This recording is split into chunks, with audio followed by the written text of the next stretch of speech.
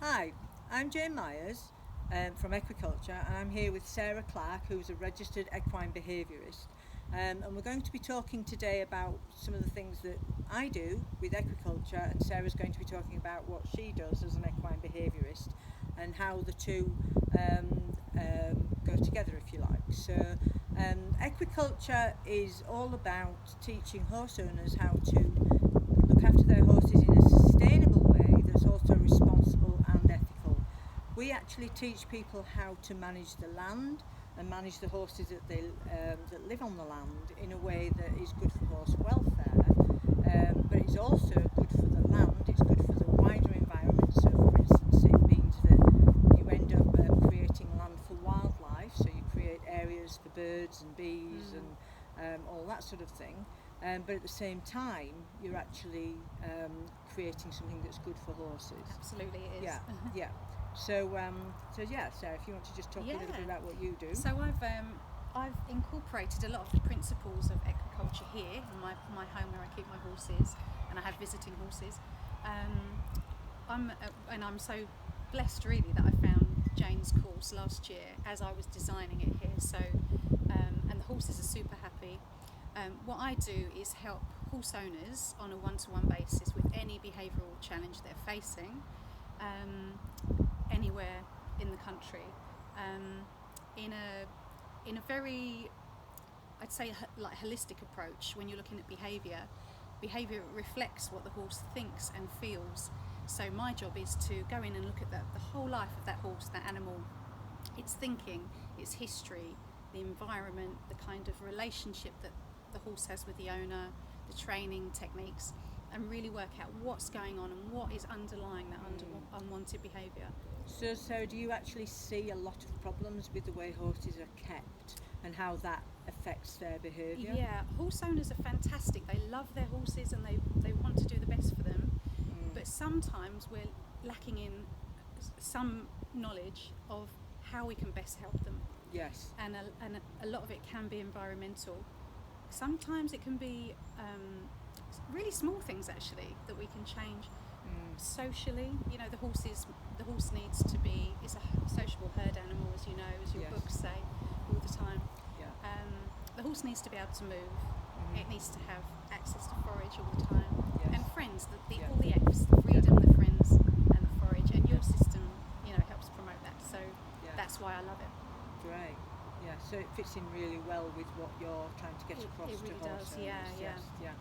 Yeah, So, we find when we're teaching people, that they just, traditionally, I guess, a lot of people, they might be taught about horse care, and they might have been on a course and learned about horse care and things, but they've often not actually learned some of these really fundamental, really important things, like, as you say, that horses are herd animals, that they need forage, friends and freedom. That is a really good and simple way of remembering that, of internalising that, isn't it? That's what horses need. Absolutely. It's very easy for us humans, isn't it, to think that because we need a certain thing, that our animals need that too, whereas in fact a horse is a very different animal to we are. And I think, we were just talking about this earlier, weren't we? I think this recent lockdown that we've all been through has brought it home to a lot of people, just how difficult it is to be socially isolated, to have to stay in when you wanted to go out. Yeah. Those sorts of things. So for a lot of people, that's really brought it home to them, hasn't it? Absolutely. A lack just of how choice. important it is. Like, if we can afford it, if we can give our horses a little bit more choice in their life. Absolutely. If they have the option to be out with their friends, if they want to come in away from the flies, if they need to roll but they can't find a good patch, all of these basic things, and that really helps their happiness and their state of mind, their well-being. We talk about choice a lot, because what a lot of people don't necessarily think about is that we actually take a lot of their choice away from them through domestication, and we think that because we're providing them with what they want, what we think they want, that's enough. But in fact, we are actually dictating that. Sometimes every step that horse takes, we're actually saying we're actually in charge of that. Absolutely. So the horse doesn't have any choice. No. So we say, right, you're going to stand in the stable for 8 hours, and then you're going to stand in the field for so many hours, and then I'm going to ride you and all that. And we are actually micromanaging their environment. So the Equicentral system, which is something that Stuart, my husband, and I developed through Equiculture, is all about giving horses choice. And at the same time about creating a system that's good for the land, good for the horses, good for the wider environment and so on. So that's why it works so well. So for instance, whereas before you might have had a situation where you did have the horses in the stable and then you put them out and brought them back in, with the Equicentral system, and as you might be able to see here a little bit, you create these areas of hard standing where the horses bring themselves back to them voluntarily and then take themselves out for what's called a grazing bout, which is horses typically graze for around 3 hours at a time, as you'll have seen that with your horses here, Sarah.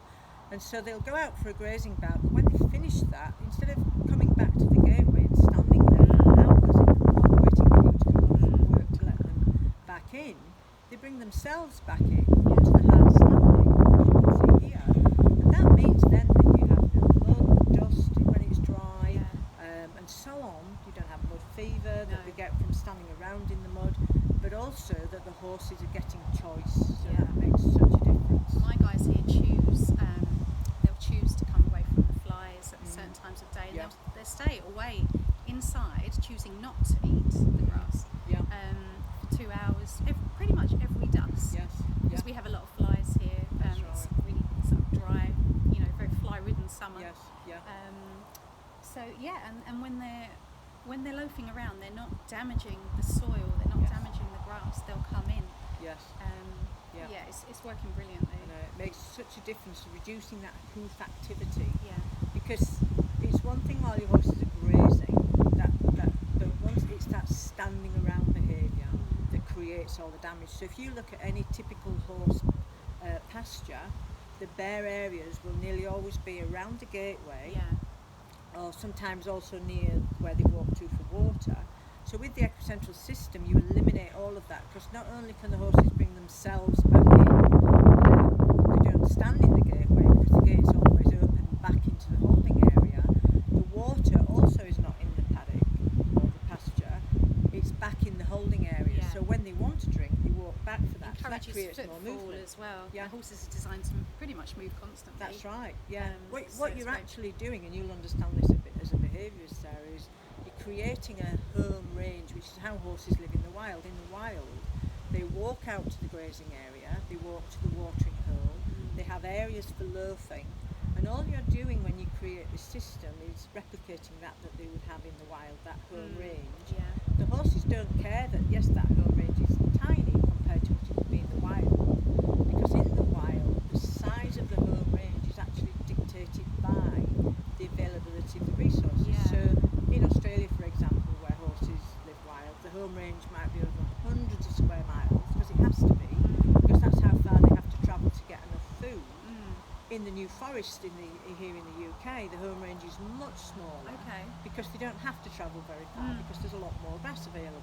And on a property like this, on a private property, then that home range is just a smaller version of that. They can still take themselves to the grazing areas, bring themselves back in for water, for any supplementary feed that they might be getting, hay or hard feed if that's what they're getting, and for water, just like they could do in the wild. And again, in the wild, they're making those decisions themselves when to do that. And here, on a property like this that has an Equicentral system set up, that's what they're doing. They're, as a group, deciding when to go out to graze or when to come back. So like your horses, Sarah, deciding to come in to get away from the insects in the evenings. Perfect. And it's fascinating, they tend to do it together as well. Yes. It's like there's some secret communication goes on, and they'll say, come on, let's go back, and then, right, okay, it's time to head out for some more grass now. It's really nice. That's right. You see a much more natural behaviour, basically. And I should imagine you see them a lot more relaxed. They're so relaxed. And actually, everyone who visits my farrier vets, they say, wow, they're so relaxed. That's right. And do they understand it when you try and explain it to them? Yes, they do. It's still quite a new concept, isn't it? Here in the UK. When you talk about timescales and we're so used to horses being housed in stables. That's the norm. But if you went to a zoo and saw a zebra, housed on its own in a stable that's a little bit bigger than itself, you would think there's something wrong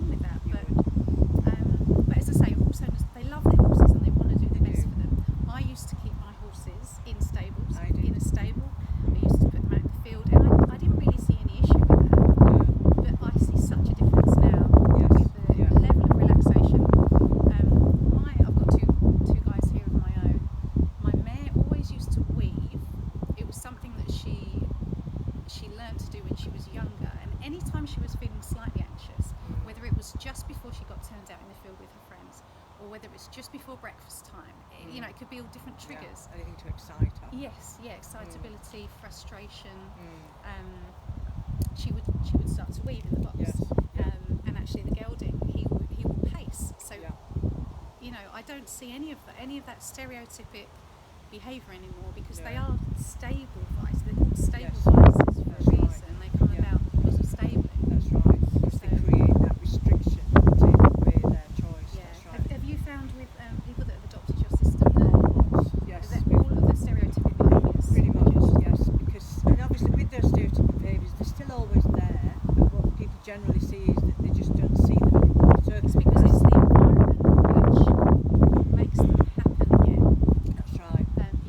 Your horse might be genetically susceptible to them, Yes. and it may have learned something in the past, and that's their go-to. That's what they do when they're feeling That's right. excited or stressed. Yeah. But if your environment is optimal, they won't do it. No, that's right. They'll hardly ever display that behaviour, Yeah. if ever. Yeah. So, and it's wonderful how once people see that, Yeah. how much of difference it's made to their horse's behaviour, then they just start to see their horses so much more relaxed. Yeah. It's just really, really wonderful The stress to see. comes down, Yes, and then you don't yeah. have the vet bills. You don't have your stomach ulcers. No, Don't no, you know? that's right. Yeah. So you don't have the mud problems, like I say. You reduce the chances of fence injury. That's another interesting one, is that people often separate horses because they think that they'll injure each other. And yes, it's possible. Yeah. It does happen.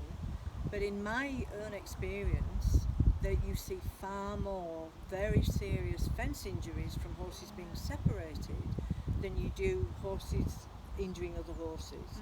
And people for some reason always tend to remember when a horse has been injured by another horse, but they don't realise that when horses get injured by fences, it's nearly always because they separated the horses.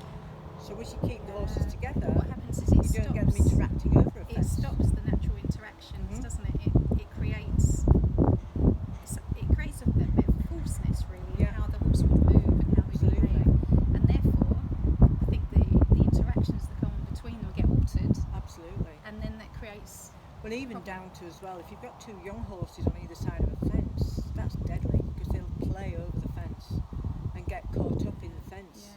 That is deadly, absolutely deadly. It's far safer to have those two horses in together, and because they'll be calmer anyway, because they're not being separated, they will usually eventually settle down anyway. As I say, it can happen where they injure each other, but fence injuries are far more common.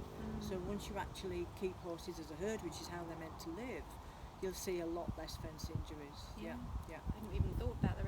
But sometimes, depending on the history of the horse, the individual, and what they've learned, they might have been domesticated in a solitary paddock or in a stable its whole That's life. right. So actually, sometimes you need to change it slowly for them, so that. And we've got a situation like that here. Actually, there's a thoroughbred. Yeah, I've got a thoroughbred racehorse being kind of having a little bit of natural rehabilitation here. Yes, yeah. And she was very anxious about spending any time in a field because she'd been probably stabled from the age of 1. Yes. And it was causing her anxiety actually to be out. Yes, that's right. And again, this system's great because she can bring herself back in when it gets a bit too much, can't she? She can actually come back in to where she. Because if in one way, I mean, I don't know if I should say this, but institutionalised is one way of thinking of it, isn't it? A horse that's been micromanaged all its life, in many ways, is institutionalised, aren't they? They're used to these set routines. And so when suddenly they can do things that they couldn't do before, at first it can actually be quite stressful as well, can't it? Absolutely. Just like turning a horse out into a herd of other horses when it's not used to being in a herd is actually stressful. So you have to do things very gradually, but eventually that natural behaviour usually will win out, won't it? Yes. And that is the preference, is that they get to behave naturally. It's just an adjustment sometimes it takes. But no, it's the most natural setup we can give our horses. When we all have restrictions, I haven't got as much space here as I'd love. And there's no perfect, is there? You talk about that a lot in your books. It's people often say to us, I've only got 2 or 3 acres. Will the Equicentral system work? And we actually say the less land you have, the more you need to do this, because what this system does is, and I haven't actually mentioned this yet, but rotationally grazing around the land, that means that you're maximising your grass production, and you're actually growing safer grasses, because instead of just turning the horses out 24/7 onto the grass all the time, so what happens then is they stress the grass on a continuous basis, and the grass ends up just eventually you end up with just a monoculture of grasses that can cope with being overgrazed, or in some cases no grass at all, or just weeds. By rotating the horses around the property, the grass gets a chance to be grazed for a short, sharp period, but it also gets a period where it's rested and it gets to recuperate.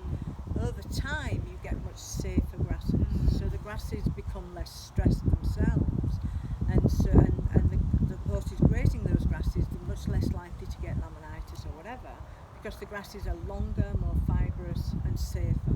So again, that's what we teach people how to do, is how to actually manage that grazing, so that they've actually got much safer grazing for the horses. Yeah, and again, that another upshot of that is it saves you money. So you spend less on bought-in feed, because you're actually using your land to feed your horses as much as possible, Optimising so as sustainable as possible, which is what we should all be aiming for in this day and age, isn't it? To be sustainable, because it doesn't make sense to have land but not use that land to feed your horses as much as possible.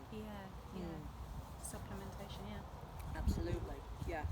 And other benefits are things like you're providing land for wildlife, so you create, like Sarah here's done some amazing work planting hundreds, thousands of trees. It felt like thousands, but it was about 300 hedgerow widths yes. in the And then autumn. in time, they're going to be an amazing wildlife habitat, birds and bats, and in turn they will actually manage pest insects on the property. So in time, those insects that are bothering them at night now will become less problematic over time, because they will actually eat many of those insects, those birds and bats. So everything, once you get back to nature, nature then starts to work. And people with want you. to do it. People want to do the best for their horses. So I mean, creating like foraging opportunities, their microbiome in their Absolutely. guts is so crucial.